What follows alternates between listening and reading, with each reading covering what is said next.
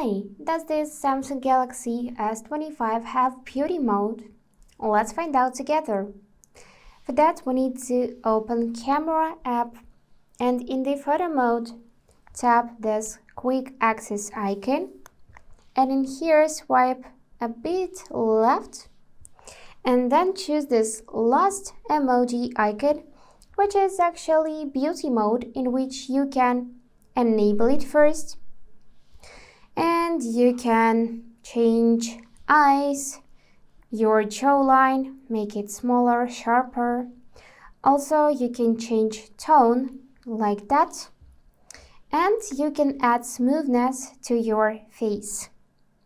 So the answer is yes. Samsung Galaxy S25 supports beauty mode.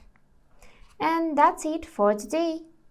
If you enjoyed this video, please subscribe, like and comment. And I wish you all the best. Bye bye.